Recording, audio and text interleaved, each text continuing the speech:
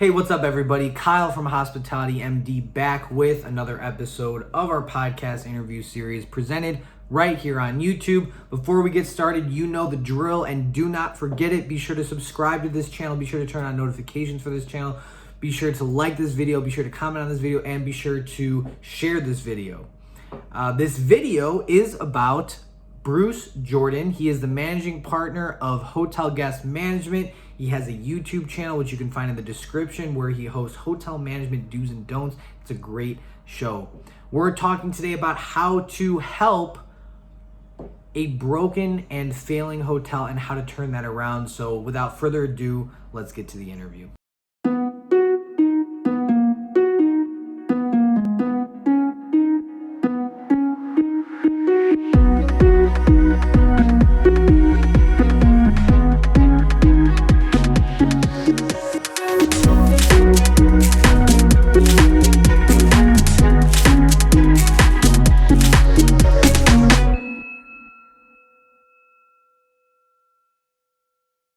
Welcome back to Hospitality MD. Of course, I'm your host, Kyle Allison, joined today by the Michael Jordan of hospitality, Bruce Jordan. Welcome to the show.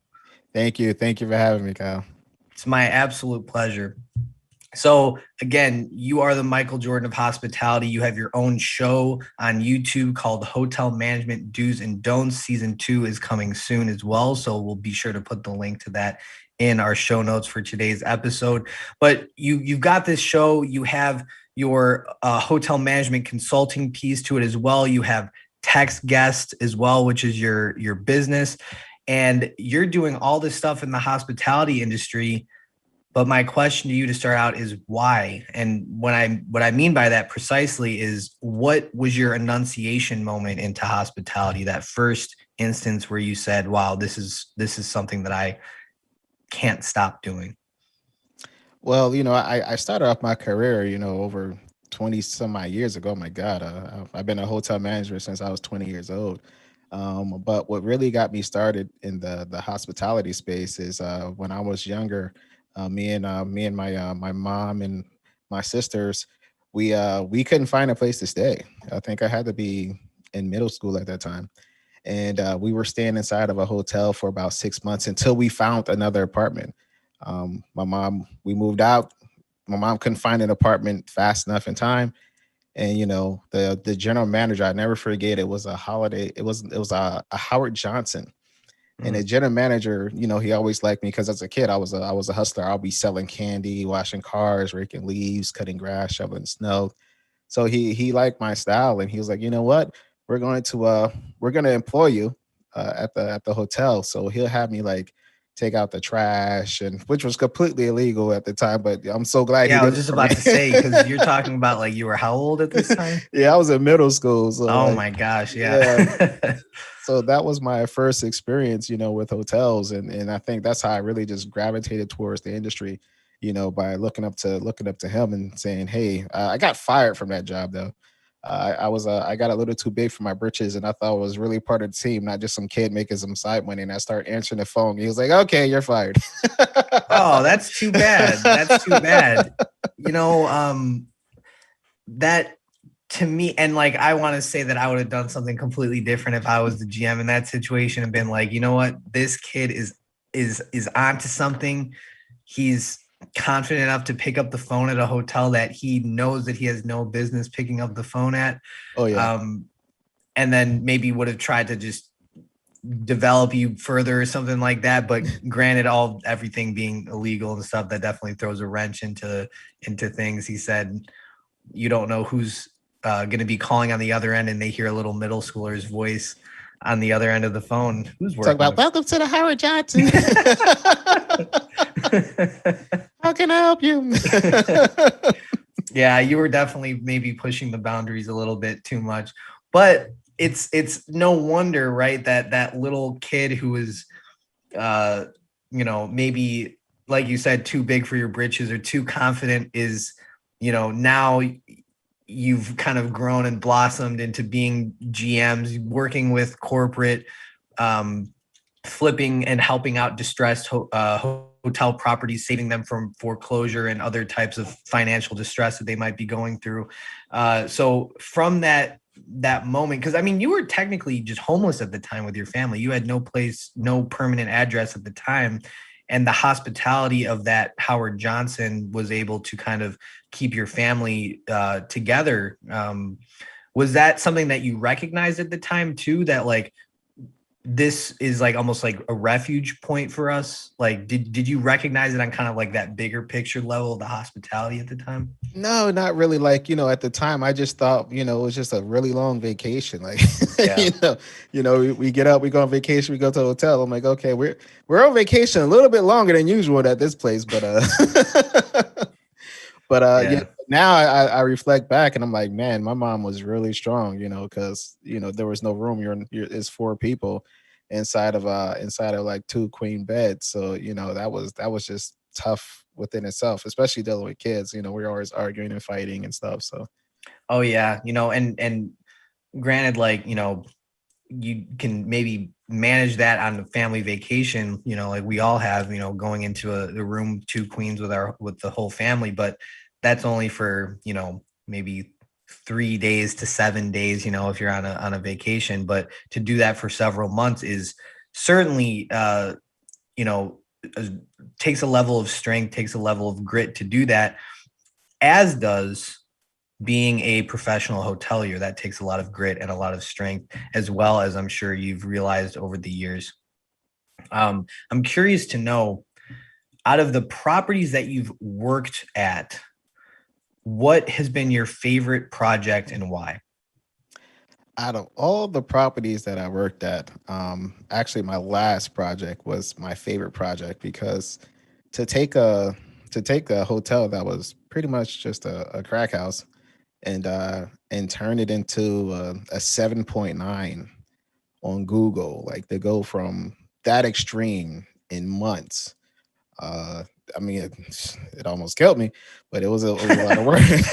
It was a lot of work, and but just to make that happen, um, and to see that happen, so fast and so quickly to keep that place from going under, from being foreclosed on, or from going bankrupt.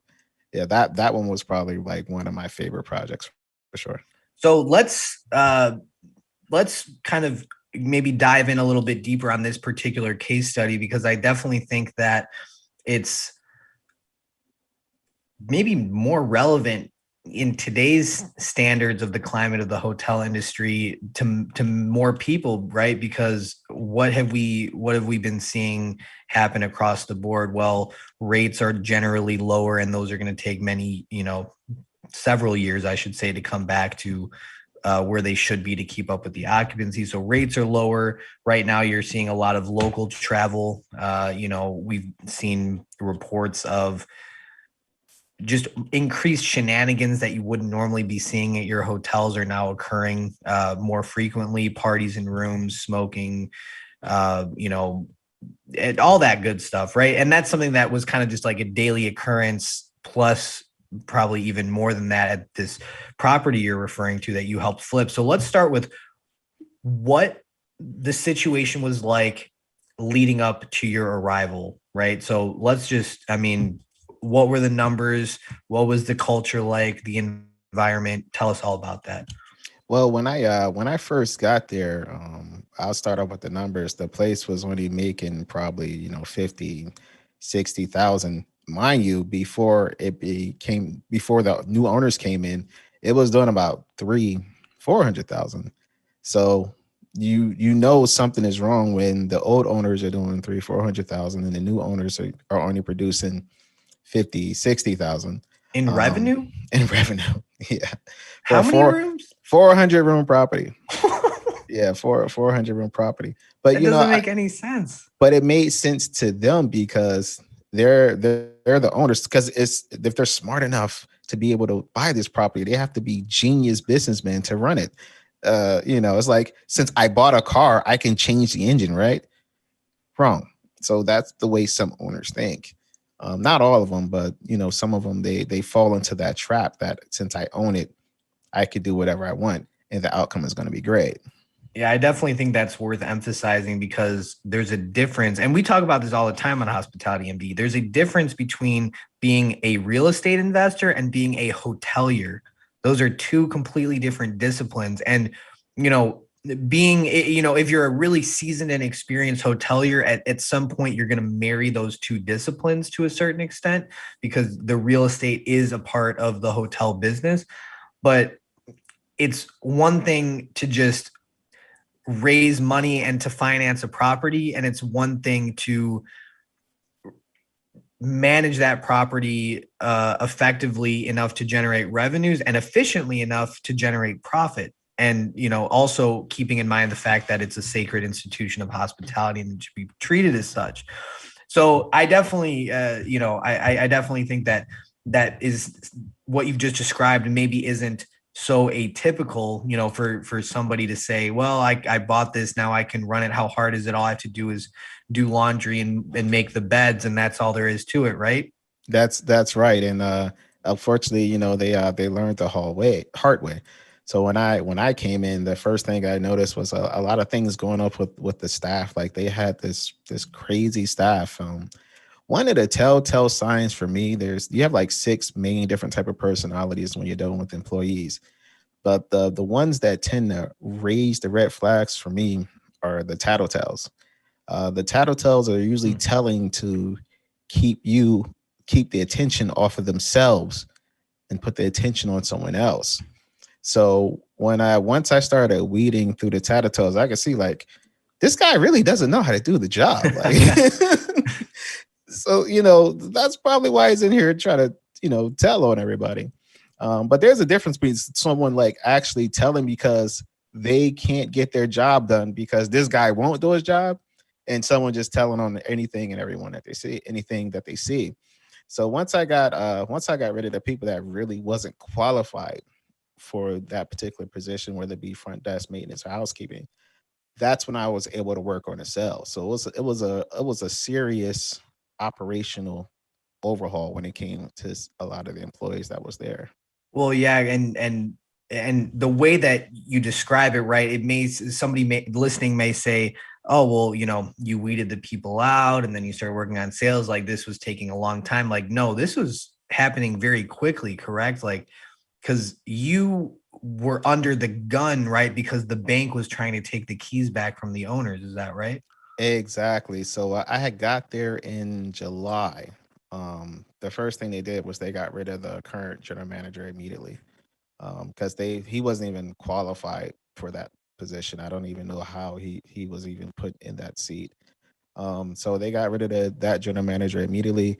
And then when I started coming in, you start seeing things flow and turn around in September, October. And then another shift had happened. The current owner, the partners had, they didn't like what they were seeing. So they got rid of him. So then that's when I really started ramping things up because the bank only gave me into December. Like if you guys don't hit these numbers by December, we're pulling the plug. So I had from July to December to hit the numbers that I needed to hit, or it was over. Yeah, yeah. So you obviously time was of the essence. But what I love is that the first thing that you did, even knowing that time is of the essence, because I think a lot of people maybe in kind of a hasty, kind of misguided fog would have said, we don't have time to figure out who's the right fit to actually be dealing with our guests or managing this hotel in terms of the line level staff. We don't have time to figure out all that and weed people out. Meanwhile, it was like your number one priority when you got there was getting the people right. Would you agree? Absolutely, absolutely. It's really tough, especially when it comes to like housekeeping and maintenance. Yeah. Those two key factors. When you don't have the right team in those departments, you're gonna have a really really tough time in retraining and inspecting. They wasn't doing any room PMs. The place was Right. still under renovation, so they're doing construction work instead of doing actual maintenance.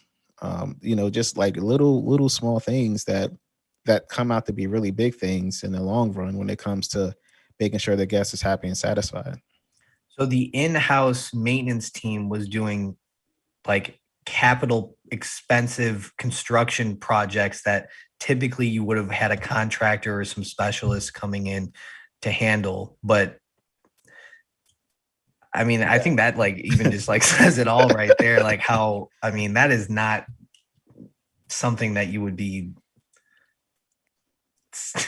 I'm speechless at that one. I gotta say, it's definitely the last thing that you want. I mean, you have a lot of construction guys that apply for maintenance positions, and they're very maintenance and construction are very different things. Right. And they're just going to come in and it's going to be a breeze, and then they realize like eventually, after your 1,000 toilet that you don't unclogged, you're like, all right, I think the challenge is just not here. They're used to building buildings and doing the sheetrocking and the framing, and now they're changing light bulbs and they're unclogging toilets and they're changing toilets. Like a carpenter really wouldn't have the skill set, to do like something that a plumber would do, or they wouldn't know anything about the heat and AC unit, something that a lot of maintenance guys they need to be familiar with. So they come in, they think it's going to be a breeze, and they realize that they have to be trained in all these other areas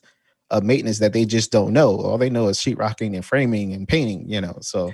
Well, and there's nuances to being a skilled building engineer, to keep and especially like, 400 rooms and the skeleton that encompasses that is not a small task. It's not,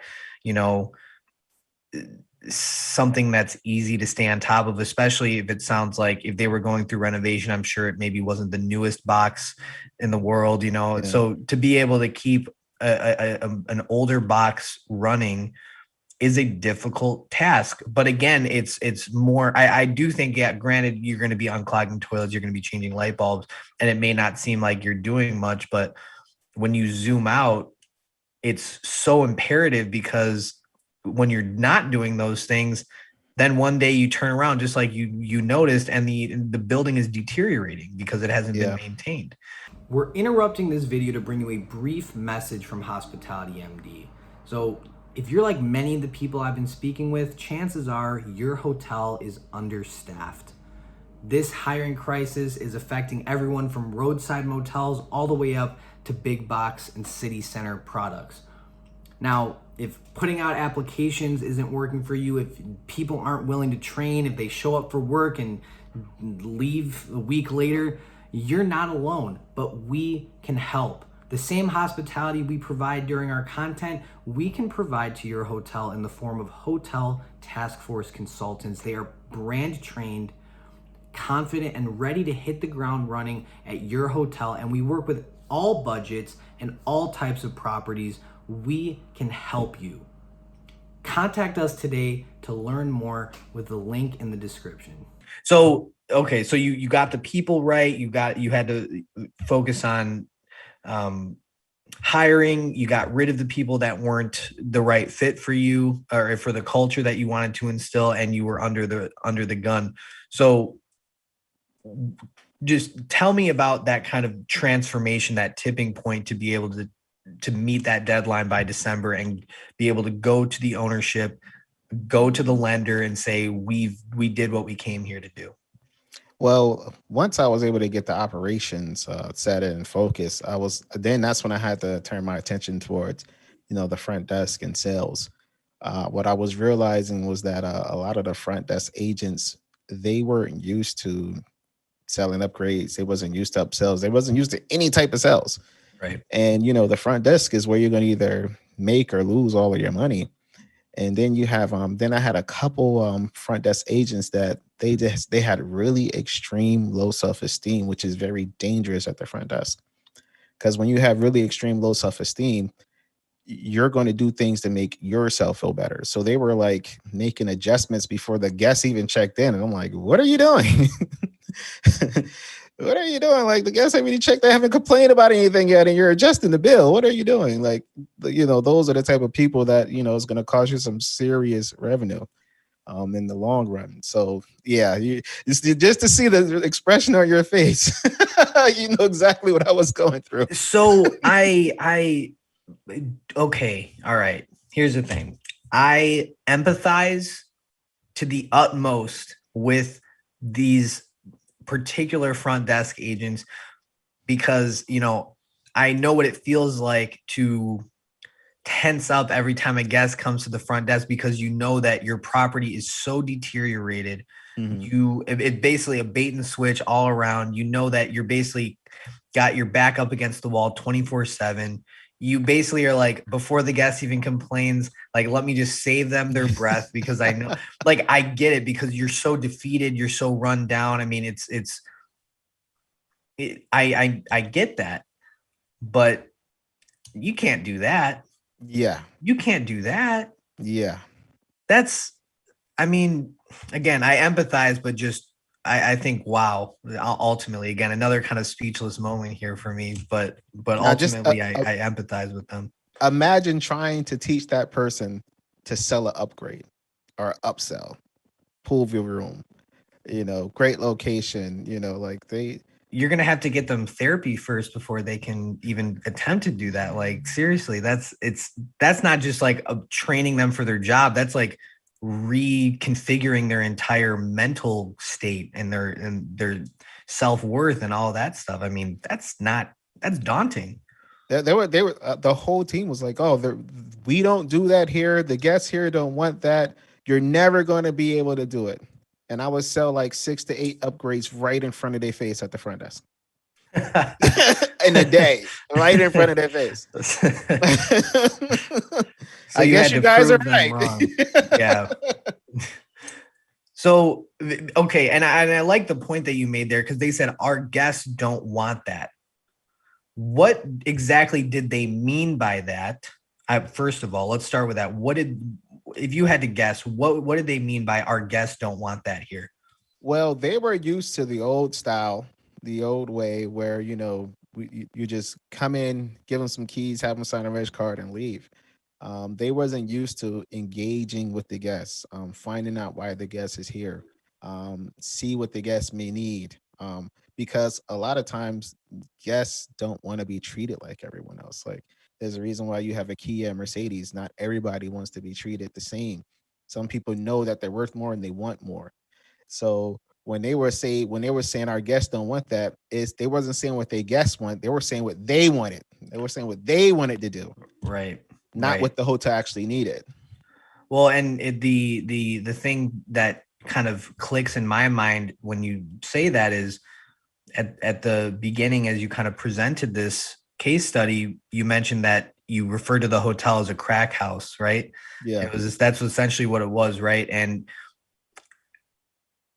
think about what a guest is feeling when they show up to stay at their hotel and they're basically already being judged by the front desk and like kind of incriminated before they even get their keys to the room, right? They're not treated like they're a luxury guest who's, like, people want to feel like you're checking into a hotel, like that they're important, that they're valued, right? And, even if, I can't imagine that, especially with the revenues that you were kind of discussing earlier. Like, I can't imagine you were getting, maybe a rate even above 119 most of the time, right? But even for a lower rated property in terms of their ADR, people still want to feel valued, respected, treated right. And, I could almost anticipate there being a correlation between the shenanigans like starting to lull out a little bit at the hotel at the same time that you start upselling the guests, buttering them up at check-in, making them feel good, because people who like you, who appreciate you, who feel like people feel classy. Yeah. You're not going to do not classy things like trash the room or smoke or do, benders in the room and bring prostitutes in. I mean, yeah, some people might still do that, but would you say that you noticed a correlation in kind of those metrics going hand in hand? That's probably I did, and that's probably why quite a couple of them just didn't make the cut. Yeah. After we were done, because they have it already set in their mind that this is who we are, and you can't teach an old dog new tricks, and we're not gonna change. And at the end of the day, the hotel is more important than the attitude that you want to display. The hotel is more important than the skills that you want to produce, or the results that you want to produce. So at the end of the day, the hotel is a building. It's not going anywhere, but Right. you can. And if you're not performing, I can't say you're going to perform to my level because I'm just a different creature, but I at least need you to meet me halfway. If you're not even trying, I can deal with can't, because some people just physically can't do things, but I can't deal with won't. So Yeah, I don't know if it's in your LinkedIn bio or somewhere that you have it written down. You're like, hotel owners love me because I get the results they need, but associates who want to stick to the status quo and provide excuses, they hate me or something like that. yeah, And I feel like, that's powerful, right? Because obviously, like, nobody wants to fire anybody or put somebody, out of a job or anything like that. Like, nobody wants to do that. hate it. Right. It's the worst, right? However, hospitality must prevail. The hotel must continue to run. And if you give somebody every chance to get with the program and they refuse, I think you really are left with no choice a lot of the times. And at that point, I think the saying is people fire themselves. Yeah. And that's something that people who fire people say to make themselves feel better, but I think it still holds true to a certain extent. you know but so yeah, so and but again, getting the staff right is definitely, as you've described, the most probably critical component of that. So I'm curious to know where you guys ended up, right? So you started out crack house, bottom of the barrel, 2-star reviews online. How did it turn out before you left that property? Well, the good thing is that once the bank seen the numbers and seen what the property can really do, we made it back to where we needed to be, with the $300,000 to $400,000 a month. The bank was like, okay, this is what we invested in. This is why we invested in renovation. You're producing these numbers. Cool. And then COVID hits. So Oh, oh so no. Oh my so God. My yeah, heart breaks for you, man. And for the property as well. That's insane to me. just as it's saved, they're not going to foreclose, or they're gonna let us go and finish the renovation. COVID hits, and it went down here from there, but they're still, and down here in Florida, like they wouldn't let you do anything. So I'm stuck. You're having a hard time even finding property. So I'm really stuck. My hands is tied. Can you imagine being a revenue expert and the one thing that you know how to do, which is produce and increase revenue, you can't do because it's against the law. But Right. I was I was those were some sleepless nights. Okay, I was extremely depressed for a month or so, Yeah. because me doing what I do is like built into my nature. And so me not being able to do what I do is like saying, you can't walk anymore, or you can't talk anymore, you can't see anymore. Like you just, it's like losing one of those senses. Yeah. Like when you're not fulfilling your purpose every day, it Absolutely. will take, you are not yourself anymore, right? You don't even feel like you. But you've managed to resurrect yourself. You climbed out of the depression that you were in.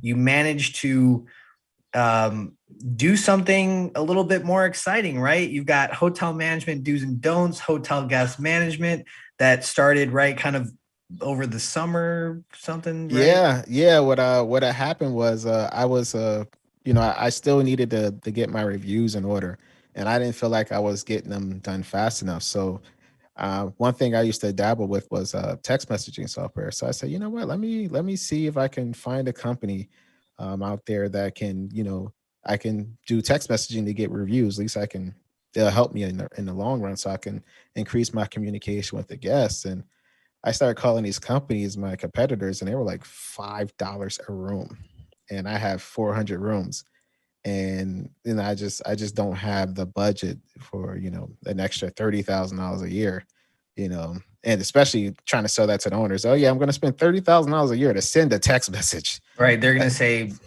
"Why did we bring you in here? I thought you were supposed to start scrutinizing, not start spending our money."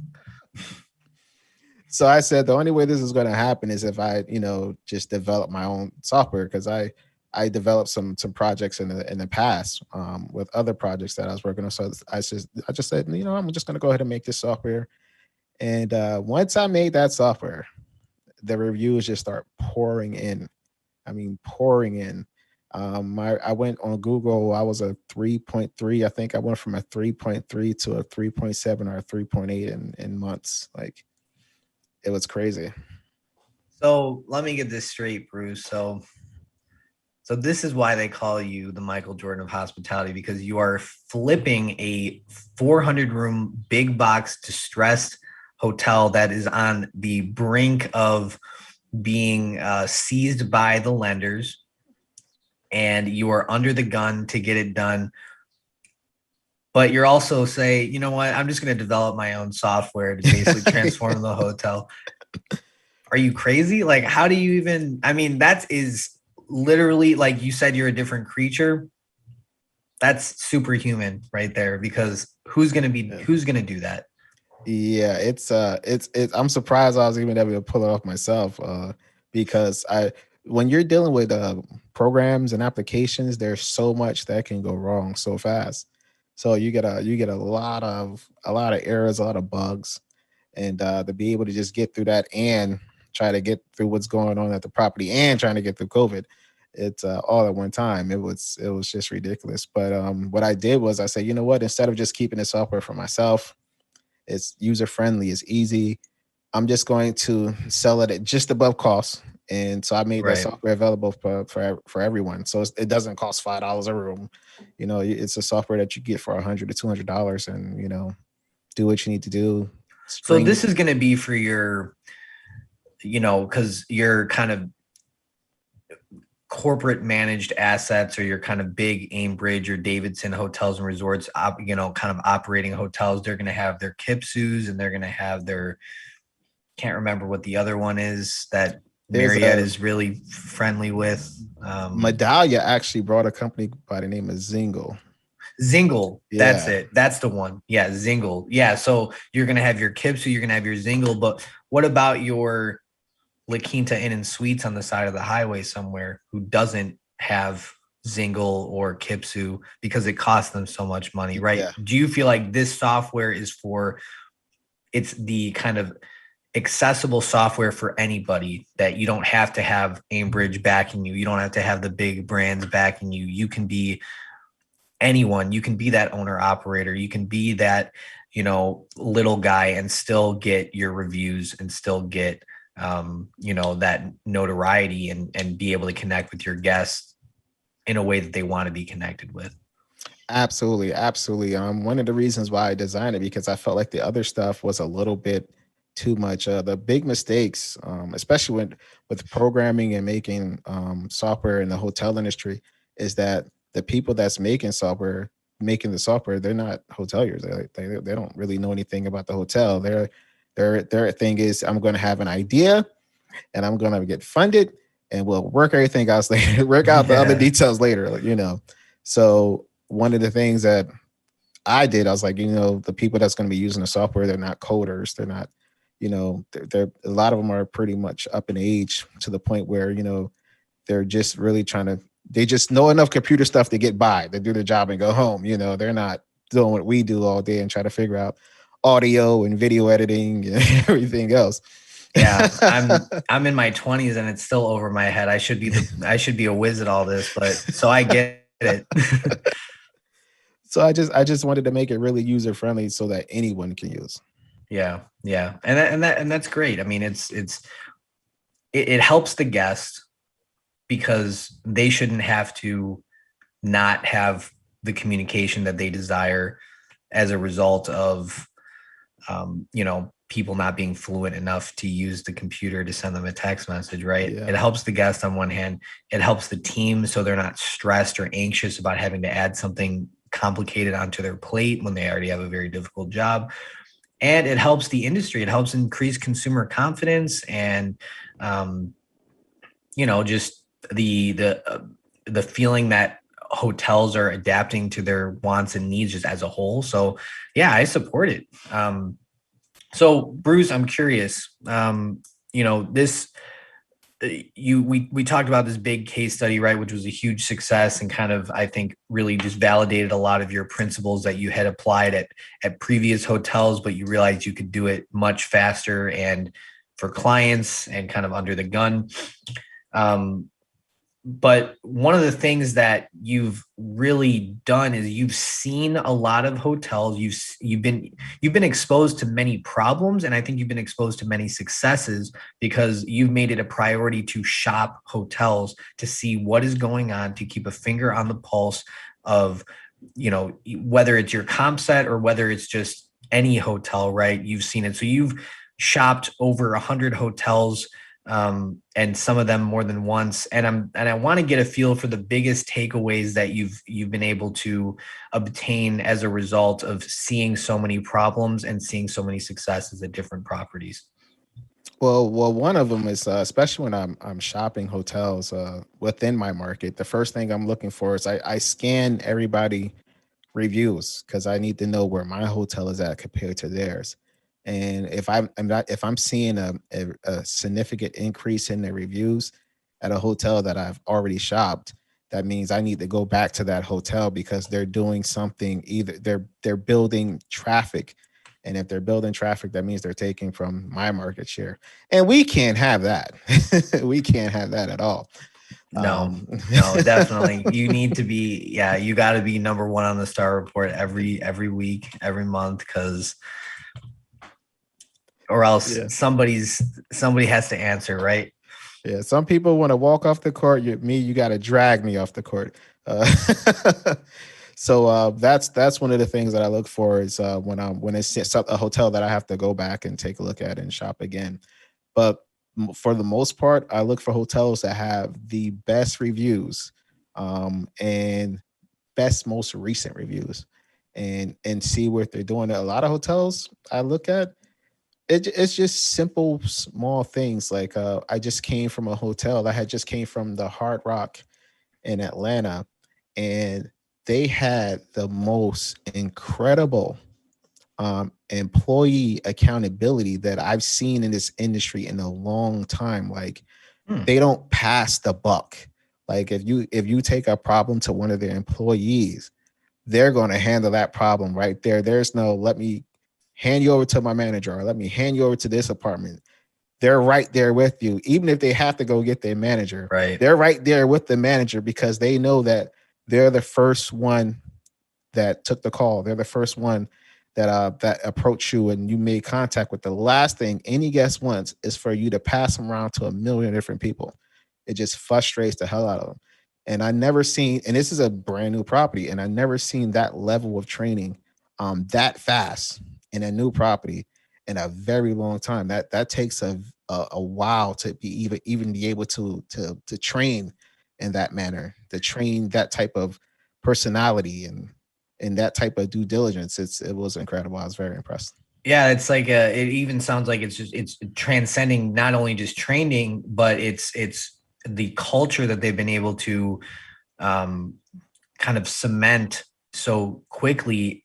And also, I mean, a Hard Rock Atlanta has got to be big hotel, full service, kind of landmark city center property. And like, that's tough to do in one of these kind of places, potentially unionized. I don't know what the union scene is like in Atlanta, but I mean, yeah, it's really difficult. And I love that, because that's one of the things that like brands are starting to figure this out now, that because I think recently, 2019 or 2020,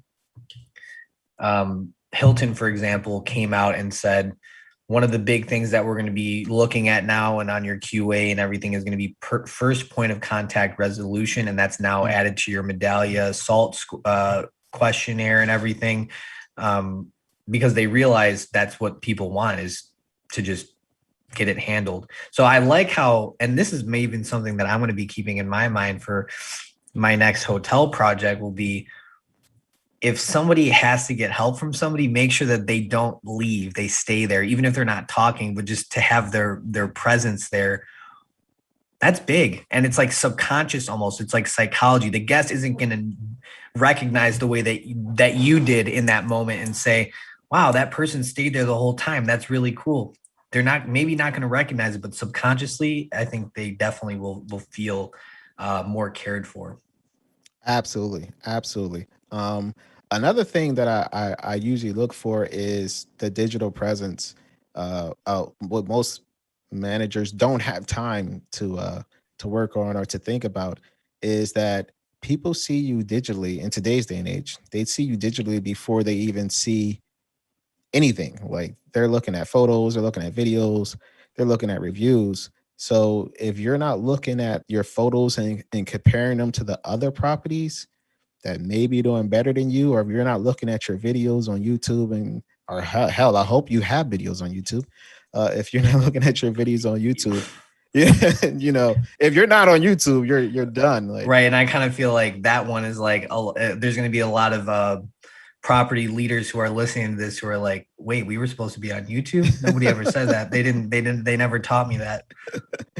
So yeah, if you're not looking at your digital presence as a whole and comparing it to other hotels, a lot of times those hotels, you don't see them at the top. You'll see them in the middle or at the bottom of the list. So they're usually the ones that I don't have to worry about. Like, they're not even competition. Right. Yeah, because I think, and this is something that, I've witnessed, because, and in some cases, like it's maybe you don't recognize it as a problem, but it's like, had you addressed it, imagine the results that you could have had. And what I mean by that is, as you described, kind of diving in and like actually looking at your properties online, because we see them on the star report in our comp set, and you just see the hotel's name, how many rooms they have, like you see that, but there's still like a veil over that property to a certain extent. Like, until you really dive in, it's like you're removing the mask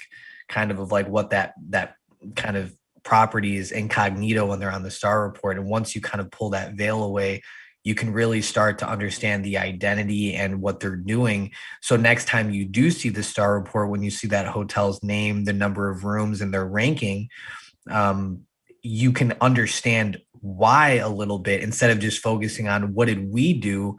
No, what did they do as well? What did they do? Because I think, there's 6 or 7 hotels on total, including yours on your report. So instead of only knowing what one of them is doing, do the best you can to figure out what's going on at all of them. And it's like, when you say this, it's like, sounds like a breakthrough revolutionary idea, but it's like, this is that, well, it is, because most people aren't doing it, but it's also like, this isn't rocket science. Like, you would have thought that we would be doing this on a widespread basis. Yeah. Because most hotels aren't. A lot of them don't even have the time. Their general Right. manager is so busy that she doesn't have time to even have meetings anymore, with their staff, or he doesn't have time to, go ahead and walk the hotel that he used to, because everyone is so understaffed. I was just at a property, and it was a brand new property that just opened up. They went from 60 employees to 18 employees for 274 rooms. In Orlando? Yeah. And I'm sure they are busy right now. They are probably slammed, picking up occupancy left and right. I mean, and actually, I'd like to take a moment to just honor and commend anybody who has stayed, who is every single day gets out of bed and goes to work in a hotel, especially through all of this. You are incredible, whoever's done that, because Bruce, I think you may be able to kind of relate, perhaps, because for me, I haven't worked in a hotel every day since the summer. and for you similarly as well. And yeah, we're still doing stuff, right? But every day I get up and I go to work at home for the most part, right now. And there's something tough about people who are still going into work at hotels. And I just respect the hell out of them. What do you think? I agree 100%. I was actually talking to a friend of mine, and he's no longer. He was in the hotel business for 25 years at a Marriott, and he's now like worked for the courts. He's like a court clerk, and he was like 30% of the hotel employees they're either workaholics or alcoholics. That's funny. I never heard that one. Or a little bit of both. So yeah, so that 30%, like yeah, you're either workaholics or alcoholics, because you work so hard, and you have to be on top of things, and you have to be dedicated, especially for management. So it's my anyone who's in hotel management, you got to be a little crazy, not completely psycho, but you got to be a little crazy. Yeah. Again, it's like you mentioned, being a different creature, you definitely have to be a different breed of person to be doing it. So again, I echo my my adoration for the current employees of hotels. I mean, it's just completely incredible, the grit and determination they have to keep going despite all the challenges they're facing. Now, Bruce, before we wrap up, I want to give you a chance to plug, because you have a lot going on content wise. You have a lot going on business wise. And, I definitely think, guys, like for our Hospitality MD audience who's listening, and if you have not checked out Bruce's content, I think you are missing out. I really do. So Bruce, where can we find you? Well, I'm on YouTube. You can find me in Hotel Management Do's and Don'ts. The name of my YouTube channel is Hotel Guest Management. My girlfriend is my producer, and everything else. And of course, I stayed at a hotel about a month or so ago, and I couldn't leave a tip. So the housekeeper lost out on that tip because I didn't have any cash. All I had was credit cards. So I got frustrated, and I decided to create We Tip Hotels. So We Tip Hotels allow your hotel to leave a tip for the housekeeper. It works like a pool. Works like a tip pool, and it's based off the number of rooms they're cleaned or the number of hours they work, either or. And I got a little frustrated with what I seen on YouTube with the hotels. So I decided to have a webinar called YouTube for Hotels. So I'll be oh, cool. I didn't know about that. Yeah, I'll be instructing a free webinar just to teach the basics of how to get YouTube to start promoting your hotel in their browse feature and their suggested videos, how to rank your videos, things that you should do to get your click-through rates up, to get your the user experience and everything else. Just it's going to be tough. A lot of hotels have tried YouTube before, and they failed because they didn't know what the hell they were doing. So I'm going to teach them the basics on what they need to do to weed out their competition, to rank above their competition, so that that video sells them to get increased direct bookings, and it's like an extra touch for the complete to sell. So that's great. And with YouTube and Google being one and the same now, it's just ever more important that, because when people are searching your hotel, YouTube videos are going to pop up in the search suggestions, even if they're not going to the YouTube browser or YouTube app to search. If you search Google, which 92% of the population do, YouTube is going to be coming up. So I definitely think now is definitely the time. For sure. I'll be doing that. I'll be hosting a couple of webinars on that. So you could go to YouTubeforHotels.com. That website should be up in a couple of days, and we'll be doing the webinars on that. So you can really master YouTube for your hotel and get more reservations and bookings. That's awesome. Bruce, I have to say what you are doing to contribute to the hospitality industry is incredible. You are definitely moving the needle in the right direction, and something that we, can all kind of take a page out of your book on that. So I can't thank you enough. Anytime. Everyone has to play their part. The only thing you got to do is give me the stage. Definitely. Well, for everybody listening, thank you. You have been listening to Hospitality MD. We'll see you back on another episode. Hey guys, hope you enjoyed this week's interview. Be sure to let us know in the comments before you go what the biggest takeaway was for you on how to turn around a broken hotel. And we'll be sure to see you guys next week. Check out all of Bruce's information in the description box below. And again, if you need task force assistance, Hospitality MD is here to help. Hospitality first every time. We'll see you next week, guys. Thank you so much for the support. We love